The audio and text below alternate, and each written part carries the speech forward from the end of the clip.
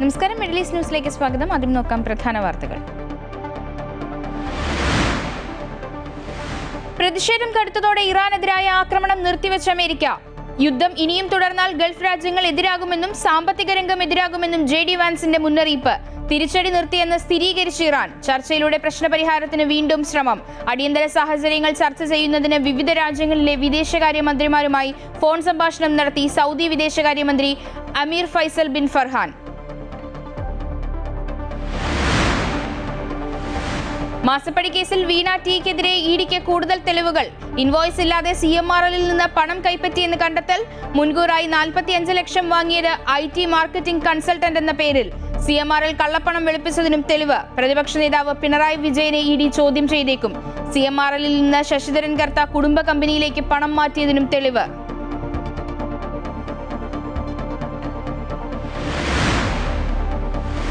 വിദ്യാഭ്യാസ രംഗത്ത് ടാസ്ക് ഫോഴ്സുമായി കേന്ദ്ര സർക്കാർ. നന്ദൻ നീലേഖനി ടാസ്ക് ഫോഴ്സ് അധ്യക്ഷൻ.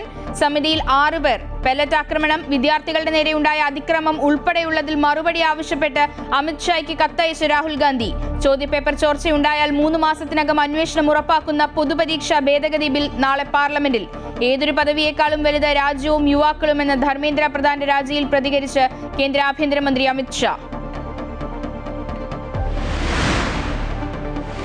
മലപ്പുറം കുറ്റിപ്പുറം ദേശീയപാതയിൽ ഡിവൈഡറിൽ ഇടിച്ച് ബസ് തലകീഴായി മറിഞ്ഞ് ഒരാൾ മരിച്ചു. 26 പേർക്ക് പരിക്ക്. 3 പേരുടെ നില ഗുരുതരം. മരിച്ചത് കോഴിക്കോട് പന്തീരങ്കാവ് സ്വദേശി. അന്വേഷണം ആരംഭിച്ച ട്രാൻസ്പോർട്ട് കമ്മീഷണർ. 5 ദിവസത്തിനകം റിപ്പോർട്ട് തയ്യാറാക്കും. റോഡിന്റെ നിർമ്മാണത്തിൽ അശാസ്ത്രീയതയുണ്ടോ എന്ന് പരിശോധിക്കുമെന്ന് ഗതാഗത മന്ത്രി. തിരുവനന്തപുരം പാൽക്കുളങ്ങരയിൽ യുവാവിനെ വെട്ടിക്കൊന്നു. കൊല്ലപ്പെട്ടത് ചമ്പക്കട സ്വദേശി വിശാഖ്.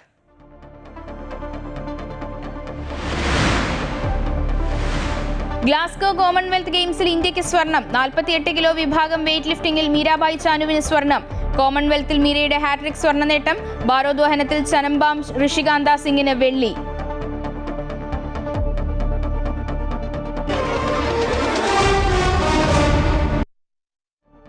ഇറാനെതിരെയുള്ള ആക്രമണം നിർത്തിവെച്ച് അമേരിക്ക. ആക്രമണം തുടർന്നാൽ ഗൾഫ് രാജ്യങ്ങൾ തിരിയുമെന്നും സാമ്പത്തികം തകരുമെന്നും വൈസ് പ്രസിഡന്റ് JD വാൻസ് മുന്നറിയിപ്പ് നൽകി. ഇറാനെതിരായ US ആക്രമണങ്ങളിൽ അയവ് വന്നതിനു പിന്നാലെ പ്രത്യാക്രമണങ്ങൾ നിർത്തിവെച്ചതായി ഇറാൻ സൈന്യവും വ്യക്തമാക്കി. ചർച്ചയിലൂടെ പ്രശ്നപരിഹാരത്തിനാണ് ശ്രമം. ഡൊണാൾഡ് ട്രംപ് യുദ്ധം വ്യാപിപ്പിക്കുന്നതിനുള്ള സാധ്യതകൾ ആലോചിക്കുന്നതിനിടെ വൈസ് പ്രസിഡന്റ് JD വാൻസും joint chief of staff chairman general Dan കെയ്നും യുദ്ധം വഷളാകുന്നതിൽ തങ്ങളുടെ ആശങ്കകൾ അറിയിച്ചതായാണ് റിപ്പോർട്ട്.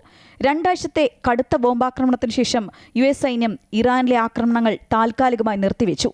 യുദ്ധം തടയാൻ നയതന്ത്ര ശ്രമങ്ങളും നടക്കുന്നുണ്ട്. ഹോർമുസ് കടലിടുക്കിലെ സമുദ്രഗതാഗത സംവിധാനങ്ങളുമായി ബന്ധപ്പെട്ട് ഒമാനുമായി നടത്തുന്ന ചർച്ചകളിൽ പുരോഗതിയുള്ളതായി ഇറാന്റെ വിദേശകാര്യ മന്ത്രാലയവും അറിയിച്ചു. ഗൾഫ് മേഖലയിലെ പ്രതികാര നടപടികൾ താൽക്കാലികമായി നിർത്തിവെച്ചതായി ഇറാൻ സൈന്യവും അറിയിച്ചിട്ടുണ്ട്. എന്നാൽ US ആക്രമണം തുടർന്നാൽ സ്ഥിതി വഷളാകുമെന്ന് അവർ മുന്നറിയിപ്പും നൽകുന്നു. പോരാട്ടത്തിൽ താൽക്കാലികമായ അയവുണ്ടെങ്കിലും മേഖലയിൽ വലിയ പിരിമുറുക്കം നിലനിൽക്കുന്നുണ്ട്. ഇറാന്റെ തുറമുഖങ്ങൾക്ക് മേലുള്ള അമേരിക്കൻ സൈനിക ഉപരോധം ഇപ്പോഴും നിലവിലുണ്ട്. International desk, Amrita news. പശ്ചിമേഷ്യൻ മേഖലയിലെ പുതിയ സംഭവ വികാസങ്ങളും അടിയന്തര സാഹചര്യങ്ങളും ചർച്ച ചെയ്യുന്നതിനായി സൗദി വിദേശകാര്യമന്ത്രി അമീർ ഫൈസൽ ബിൻ ഫർഹാൻ വിവിധ രാജ്യങ്ങളിലെ വിദേശകാര്യമന്ത്രിമാരുമായി ഫോൺ സംഭാഷണം നടത്തി. പാകിസ്ഥാൻ, ഖത്തർ, ഈജിപ്ത് എന്നീ രാജ്യങ്ങളിലെ വിദേശകാര്യമന്ത്രിമാരുമായാണ് അദ്ദേഹം വെവ്വേറെ ചർച്ചകൾ നടത്തിയത്. മേഖലയിലെ സംഘർഷങ്ങൾ അടിയന്തരമായി ലഘൂകരിച്ച് സമാധാനം പുനഃസ്ഥാപിക്കാൻ കൂട്ടായ നയതന്ത്ര ശ്രമങ്ങൾ വേണമെന്ന് ചർച്ചയിൽ ആവശ്യപ്പെട്ടു. പാകിസ്ഥാൻ ഉപപ്രധാനമന്ത്രിയും വിദേശകാര്യമന്ത്രിയുമായ മുഹമ്മദ് ഇഷാഖ് ദാറുമായി നടത്തിയ സംഭാഷണത്തിൽ കൂടുതൽ സംഘർഷാവസ്ഥകൾ ഒഴിവാക്കേണ്ടതിന്റെ ആവശ്യകത ഇരുവരും ചൂണ്ടിക്കാട്ടി. അറേബ്യൻ ഗൾഫിലെയും ചെങ്കടലിലെയും ജലപാതകളുടെ സുരക്ഷ ഉറപ്പാക്കുന്നത് അന്താരാഷ്ട്ര സുസ്ഥിരതയ്ക്ക് അത്യന്താപേക്ഷിതമാണെന്ന് നേതാക്കൾ വിലയിരുത്തി. കൂടാതെ ഖത്തർ പ്രധാനമന്ത്രി Sheikh Mohammed bin Abdul Rahman Al Thani, Egyptian വിദേശകാര്യമന്ത്രി ഡോക്ടർ ബദർ അബ്ദുൽ ആത്തി എന്നിവരുമായും സൗദി വിദേശകാര്യമന്ത്രി സ്ഥിതിഗതികൾ ചർച്ച ചെയ്തു. മേഖലയിലെ പ്രത്യാഘാതങ്ങൾ നിയന്ത്രണ വിധേയമാക്കാൻ നയതന്ത്ര പരിഹാരങ്ങൾ കണ്ടെത്തണമെന്ന് നേതാക്കൾ അഭിപ്രായപ്പെട്ടു. സമുദ്രപാതകളുടെ സുരക്ഷയ്ക്കും സമാധാന ശ്രമങ്ങൾക്കും ഖത്തറും ഈജിപ്തും പൂർണ്ണ പിന്തുണ പ്രഖ്യാപിച്ചിട്ടുണ്ട്. കുവൈറ്റിനും ഇറാഖിനും ഇടയിലുള്ള സഹോദര ബന്ധത്തെയും സൗഹൃദത്തെയും തകർക്കാൻ ആരുടെയും ശ്രമങ്ങൾ വിജയിക്കില്ലെന്ന് കുവൈറ്റിന്റെ ആഭ്യന്തരമന്ത്രി ഷെയ്ഖ് ഫഹദ് അൽ യൂസഫ് അൽ സബാഹ് ഇറാഖിലെ ബസ്ര ഗവർണറുമായുള്ള കൂടിക്കാഴ്ചയ്ക്കും അബ്ദലി അതിർത്തി പ്രദേശം സന്ദർശിച്ചതിനും ശേഷമാണ് അദ്ദേഹം ഇക്കാര്യം വ്യക്തമാക്കിയത്. കുവൈറ്റും ഇറാഖും തമ്മിലുള്ള ബന്ധം പരസ്പര ബഹുമാനത്തിലും സഹകരണത്തിലും അധിഷ്ഠിതമാണെന്നും തെറ്റിദ്ധാരണകളും പ്രകോപന ശ്രമങ്ങളും ഈ ബന്ധത്തെ ബാധിക്കില്ലെന്നും അദ്ദേഹം പറഞ്ഞു. സമീപകാല സംഭവങ്ങളെ തുടർന്ന് നാശനഷ്ടമുണ്ടായ അബ്ദലി അതിർത്തി കേന്ദ്രം വിലയിരുത്തിയതായും ആവശ്യമായ അറ്റകുറ്റപ്പണികൾ അതിവേഗം പൂർത്തിയാക്കി അടുത്ത 48 മണിക്കൂറിനകം യാത്രക്കാർക്കും ചരക്ക് ഗതാഗതത്തിനുമായി അതിർത്തി വീണ്ടും തുറക്കാൻ ബന്ധപ്പെട്ട വകുപ്പുകൾക്ക് നിർദ്ദേശം നൽകിയതായും അദ്ദേഹം അറിയിച്ചു. അതിർത്തി മേഖലയിലെ സ്ഥിരതയും സുരക്ഷയും ഉറപ്പാക്കാൻ സംയുക്ത നടപടികൾ തുടരുമെന്നും അദ്ദേഹം കൂട്ടിച്ചേർത്തു. മറ്റു വാർത്തകൾ നോക്കാം. മാസപ്പടി കേസിൽ വീണയ്ക്കെതിരെ നിർണായക തെളിവുകൾ ഇഡിക്ക് ലഭിച്ചു. ഇൻവോയ്സ് ഇല്ലാതെ വീണ CMRLൽ നിന്ന് ലക്ഷങ്ങൾ കൈപ്പറ്റിയെന്നാണ് കണ്ടെത്തൽ. CMRL കമ്പനി കള്ളപ്പണം വെളുപ്പിച്ചതിനും കൂടുതൽ തെളിവുകൾ ലഭിച്ചിട്ടുണ്ട്.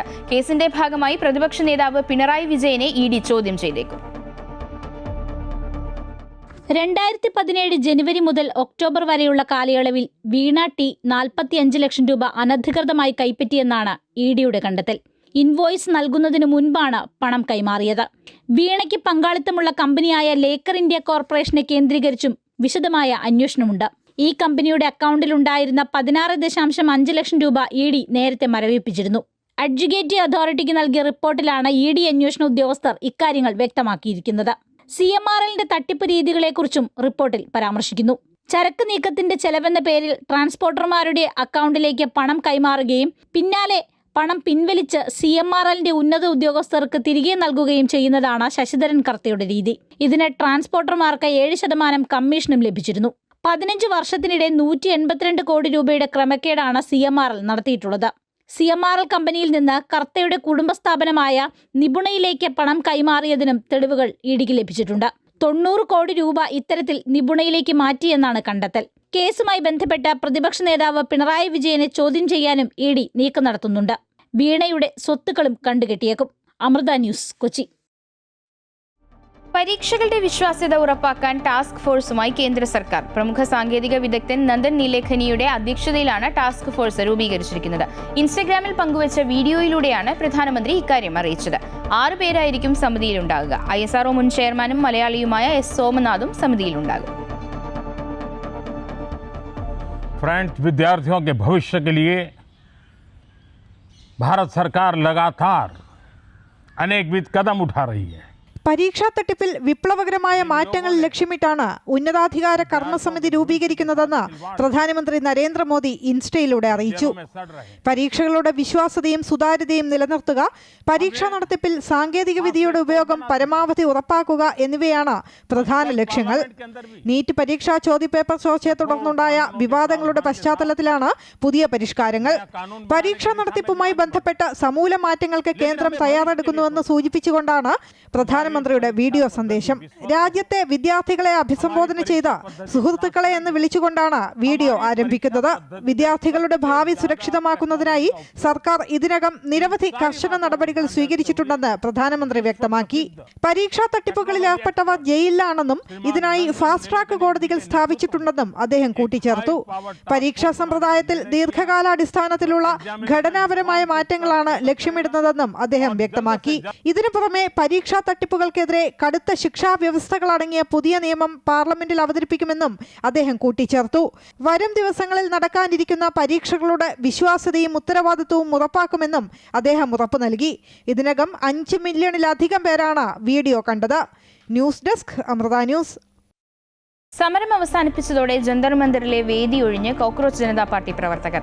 സമരത്തെ പിന്തുണച്ച എല്ലാവർക്കും നന്ദി അറിയിക്കുന്നതായും ഇതൊരു തുടക്കം മാത്രമാണെന്നും CJP സ്ഥാപകൻ അഭിജിത് ദീപ്. BJP പ്രവർത്തകർക്ക് ഏതൊരു പദവിയേക്കാളും വലുത് രാജ്യവും യുവാക്കളുമാണെന്ന് ധർമ്മേന്ദ്ര പ്രധാന്റെ രാജിയിൽ കേന്ദ്ര ആഭ്യന്തരമന്ത്രി അമിത് ഷാ പ്രതികരിച്ചു. പൊതുപരീക്ഷാ ഭേദഗതി ബിൽ കേന്ദ്ര സർക്കാർ നാളെ പാർലമെന്റിൽ അവതരിപ്പിക്കും.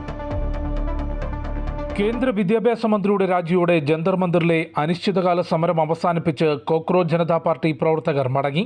പോലീസും NDMC അധികൃതരും സമരവേദിയും ജന്തർ മന്ദിറിലെ അധിക സുരക്ഷാ ക്രമീകരണങ്ങളും നീക്കം ചെയ്തു.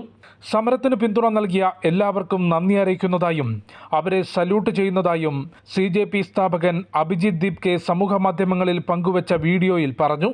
ഇത് തുടക്കം മാത്രമാണെന്നും കോക്രോച്ച് ജനതാ പാർട്ടിക്ക് ഇനിയും ഒരുപാട് ദൂരം പോകാനുണ്ടെന്നും അഭിജിത്ത് പറഞ്ഞു. I would like to thank each and every supporter of the Cockroach Janata Party spread across India. Cockroach party മുൻപോട്ട് വെച്ച മറ്റാവശ്യങ്ങളിൽ സർക്കാരുമായി ചർച്ച തുടരും.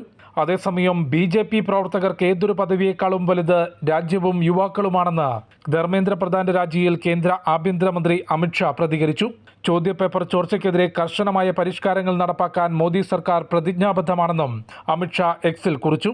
പരീക്ഷാ ക്രമക്കേടുകളിൽ കടുത്ത ശിക്ഷ ഉറപ്പാക്കുന്ന പൊതുപരീക്ഷാ ഭേദഗതി ബിൽ കേന്ദ്ര സർക്കാർ നാളെ പാർലമെന്റിൽ അവതരിപ്പിക്കും. അമൃത ന്യൂസ്, ന്യൂഡൽഹി. മലപ്പുറം കുറ്റിപ്പുറം ദേശീയപാതയിൽ നിയന്ത്രണം വിട്ട സ്വകാര്യ ബസ് മറിഞ്ഞ അപകടത്തിൽ കോഴിക്കോട് പെരുവയൽ സ്വദേശി വൈഷ്ണവ് മരിച്ചു. പരിക്കേറ്റ 26 പേരിൽ 3 പേരുടെ നില ഗുരുതരമാണ്. അപകടത്തിൽ ട്രാൻസ്പോർട്ട് കമ്മീഷണർ അന്വേഷണം തുടങ്ങി. 5 ദിവസത്തിനകം റിപ്പോർട്ട് തയ്യാറാക്കും. ബസ് അമിത വേഗതയിലായിരുന്നോ എന്ന് പരിശോധിക്കും. ബസിന്റെ ഡ്രൈവർക്കെതിരെ മനഃപൂർവ്വമല്ലാത്ത നരഹത്യയ്ക്ക് കേസെടുത്തു. രാവിലെ 10:45 അപകടം. കോഴിക്കോട് നിന്ന് തൃശൂരിലേക്ക് പോവുകയായിരുന്ന സ്വകാര്യ ബസ് നിയന്ത്രണം വിട്ട് ഡിവൈഡറിൽ ഇടിച്ച ശേഷം തലകീഴായി മറിയുകയായിരുന്നു.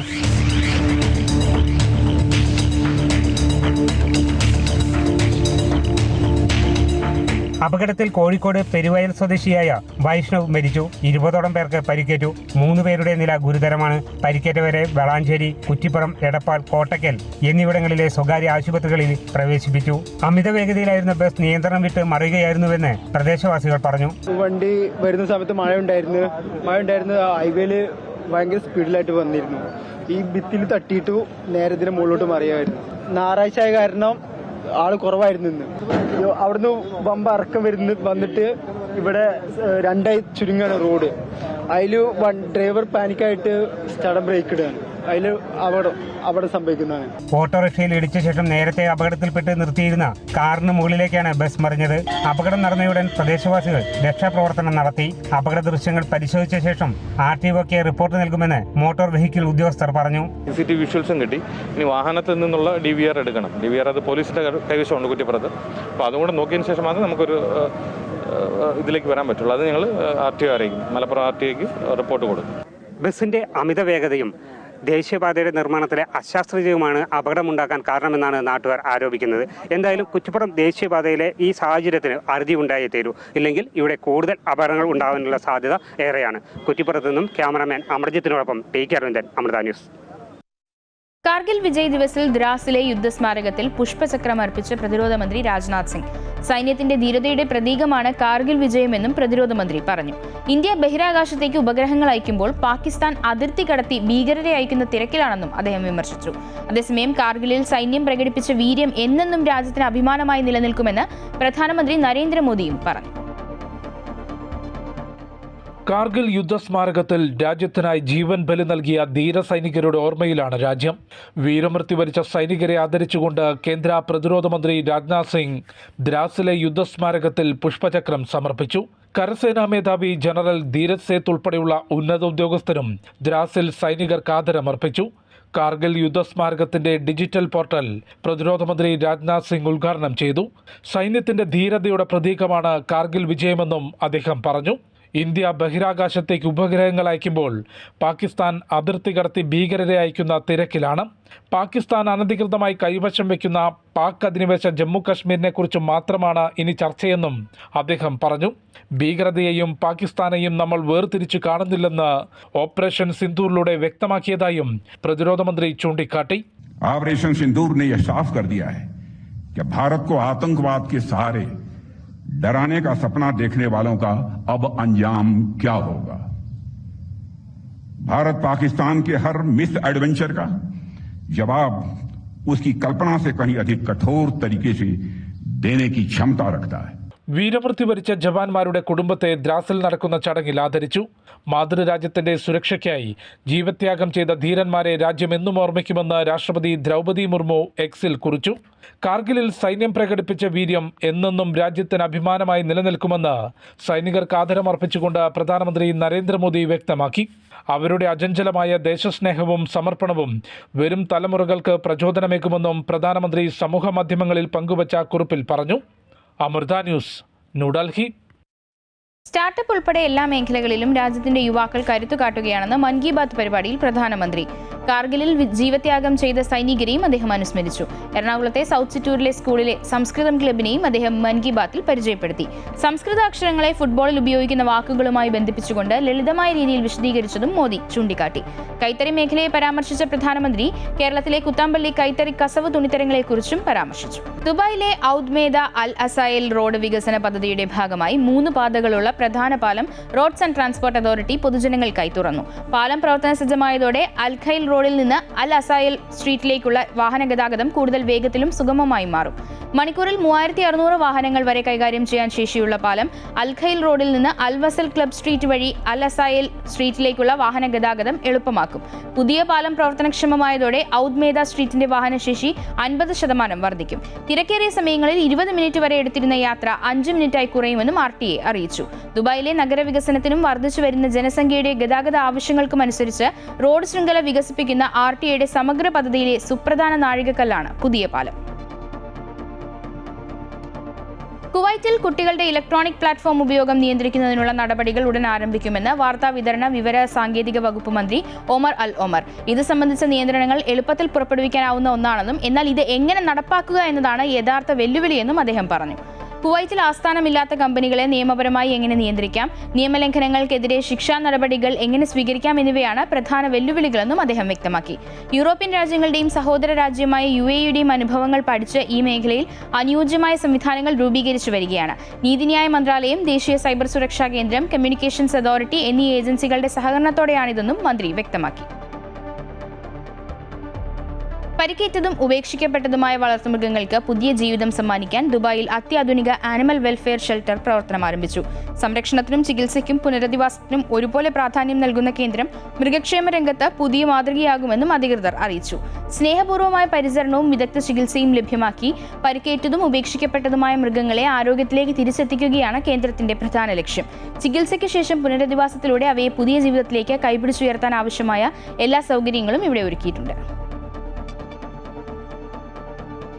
ബ്രീസ് ഫൗണ്ടേഷൻ ഏർപ്പെടുത്തിയ 2026 ഡോക്ടർ APJ അബ്ദുൽ കലാം രാഷ്ട്രസേവാ പുരസ്കാരത്തിന് പ്രമുഖ സാമൂഹ്യ പ്രവർത്തകൻ റാഫി പങ്ങോട് അർഹനായി. സൗദി അറേബ്യ ഉൾപ്പെടെയുള്ള GCC രാജ്യങ്ങളിലെ പ്രവാസി സമൂഹത്തിന്റെ പ്രശ്നങ്ങളിൽ സജീവമായി ഇടപെടുകയും നാട്ടിൽ വിവിധ ജീവകാരുണ്യ സാമൂഹിക പ്രവർത്തനങ്ങൾക്ക് നേതൃത്വം നൽകുകയും ചെയ്തതിനാണ് അംഗീകാരം.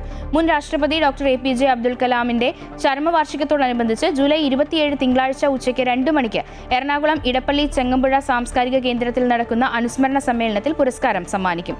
സാംസ്കാരിക, രാഷ്ട്രീയ, മാധ്യമ രംഗങ്ങളിലെ പ്രമുഖർ പങ്കെടുക്കുന്ന ചടങ്ങിൽ വിവിധ മേഖലകളിൽ വേറിട്ട വ്യക്തിമുദ്ര പതിപ്പിച്ചവരെ ആദരിക്കുമെന്നും ബ്രീസ് ഫൗണ്ടേഷൻ ഭാരവാഹികൾ അറിയിച്ചു.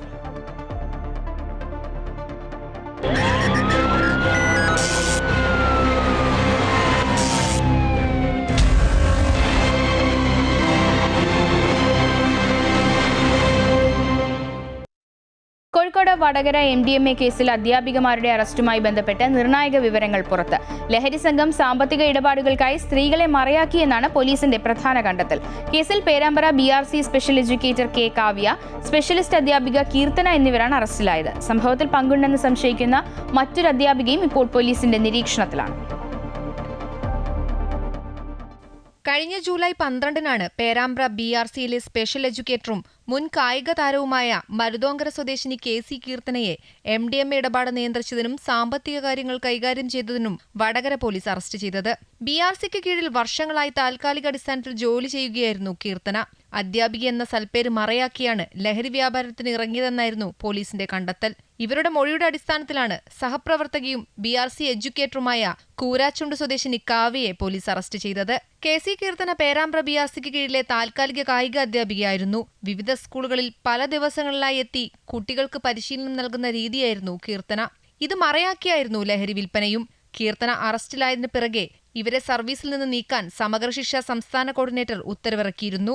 MA സൈക്കോളജിസ്റ്റ് കഴിഞ്ഞ കാവ്യ BRCക്ക് കീഴിലെ ചെറുവാളൂർ സർക്കാർ LP സ്കൂളിനോട് ചേർന്നുള്ള ഓട്ടിസം സ്കൂളിലെ അധ്യാപികയായിരുന്നു.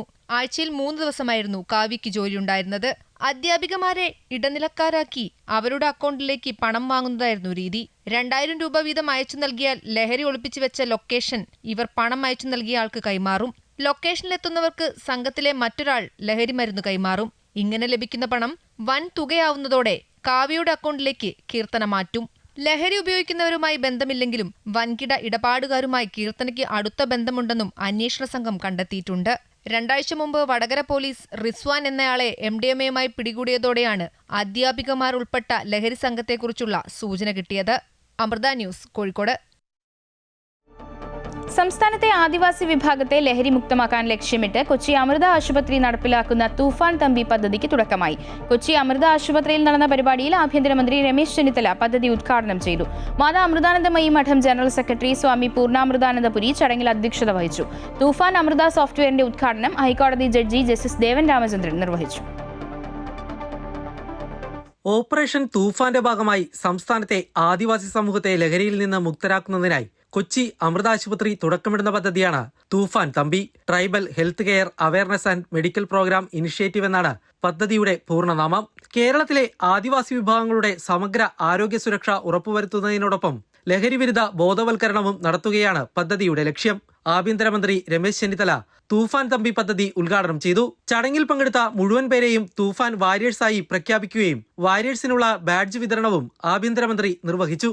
കേരളത്തിന്റെ ആരോഗ്യ പരിപാലന രംഗത്ത് വമ്പിച്ച മാറ്റം വരുത്തിയ സ്ഥാപനമാണ് കൊച്ചി അമൃത ആശുപത്രിയെന്ന് ഉദ്ഘാടന പ്രസംഗത്തിൽ രമേശ് ചെന്നിത്തല പറഞ്ഞു. തൂഫാൻ തമ്പി പദ്ധതി ഏറെ ശ്രദ്ധേയമാണെന്നും അദ്ദേഹം വ്യക്തമാക്കി. Amrita institute of medical science കേരളത്തിൽ ആദ്യമായി തുടങ്ങിയ ഏറ്റവും മഹത്തായ ഒരു സ്ഥാപനമായിട്ടാണ് ഞാൻ കണക്കാക്കുന്നത്.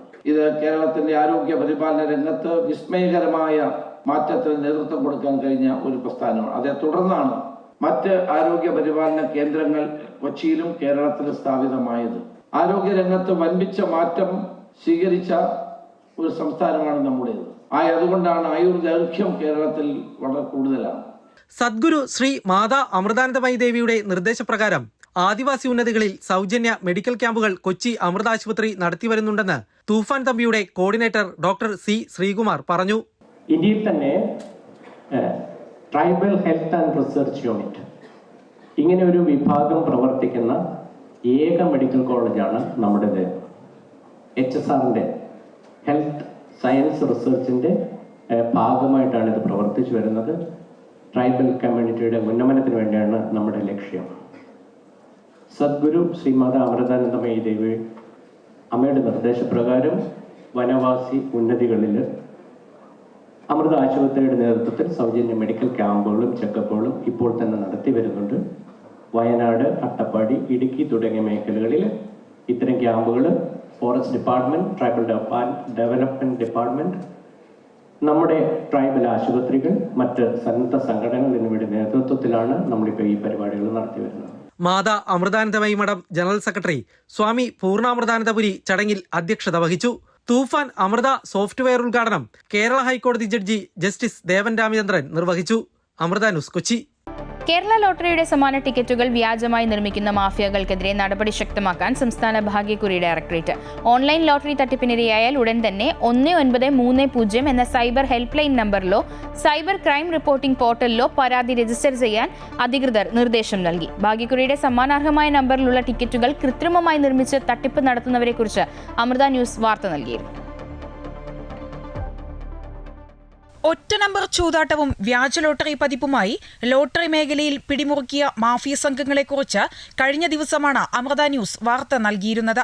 ഓണം ബമ്പർ ഇറങ്ങിയതിന് പിന്നാലെ ഈ മാഫിയ സംഘത്തിനെതിരെ ലോട്ടറി ഏജന്റുമാരും വിൽപ്പനക്കാരും ഉന്നയിച്ച ആശങ്കകൾ പങ്കുവച്ചായിരുന്നു വാർത്ത. മാഫിയകളെ സഹായിക്കുന്നത് ലോട്ടറി മേഖലയിലെ ഉദ്യോഗസ്ഥ ലോബികളാണെന്ന പരാതികളും ഉയർന്നിരുന്നു. ഇതിന് പിന്നാലെയാണ് കേരള സംസ്ഥാന ഭാഗ്യക്കുറി വകുപ്പിന്റെ വിശദീകരണം. ലോട്ടറി സമ്മാനത്തിന്റെ പേരിൽ വ്യാജ ടിക്കറ്റുകളും വ്യാജ സന്ദേശങ്ങളും ഉപയോഗിച്ച് ജനങ്ങളെ കബളിപ്പിക്കുന്നത് നിയമവിരുദ്ധവും ക്രിമിനൽ സ്വഭാവമുള്ളതുമായ കുറ്റകൃത്യമാണ്. പൊതുജനങ്ങൾ ലോട്ടറി ടിക്കറ്റുകൾ അംഗീകൃത ഏജൻസികളിൽ നിന്നോ അംഗീകൃത വിൽപ്പനക്കാരിൽ നിന്നോ മാത്രം വാങ്ങണമെന്ന് ലോട്ടറി വകുപ്പ് അറിയിച്ചു. ഓൺലൈൻ ലോട്ടറി തട്ടിപ്പിനിരയായാൽ ഉടൻ തന്നെ 1930 എന്ന സൈബർ ഹെൽപ്പ് ലൈൻ നമ്പറിലോ www.cybercrime.gov.in എന്ന സൈബർ ക്രൈം റിപ്പോർട്ടിംഗ് പോർട്ടലിലോ പരാതി രജിസ്റ്റർ ചെയ്യണം. ഇക്കാര്യത്തിൽ ആവശ്യമായ ജാഗ്രതാ നിർദ്ദേശങ്ങൾ ലോട്ടറി വകുപ്പ് തുടർച്ചയായി പൊതുജനങ്ങൾക്ക് നൽകി വരുന്നുണ്ടെന്നും ഭാഗ്യക്കുറി വകുപ്പ് ഡയറക്ടർ അഞ്ജു KS അറിയിച്ചു. അമൃത ന്യൂസ്, കോഴിക്കോട്. സിംബാബ്വേക്കെതിരായ പരമ്പര തൂത്തുവാരി ഇന്ത്യ. ഹരാരെ സ്പോർട്സ് ക്ലബിൽ നടന്ന മൂന്നാം മത്സരത്തിൽ 35 റൺസിന് ഇന്ത്യ ജയിച്ചു. ടോസ് നേടി ബാറ്റിംഗിനെത്തിയ ഇന്ത്യ നിശ്ചിത ഓവറിൽ 5 വിക്കറ്റ് നഷ്ടത്തിൽ 190 റൺസാണ് നേടിയത്. വൈഭവ് സൂര്യവംശി 49 പന്തിൽ 81 റൺസ് എടുത്തു. 5 വിക്കറ്റുകളാണ് ഇന്ത്യക്ക് നഷ്ടമായത്. സിംബാബ്വേക്ക് വേണ്ടി ബ്രാഡ് ഇവാൻസ് 2 വിക്കറ്റ് എടുത്തു. മറുപടി ബാറ്റിംഗിൽ സിംബാബ്വേക്ക് 7 വിക്കറ്റ് നഷ്ടത്തിൽ 157 റൺസ് എടുക്കാനേ സാധിച്ചുള്ളൂ.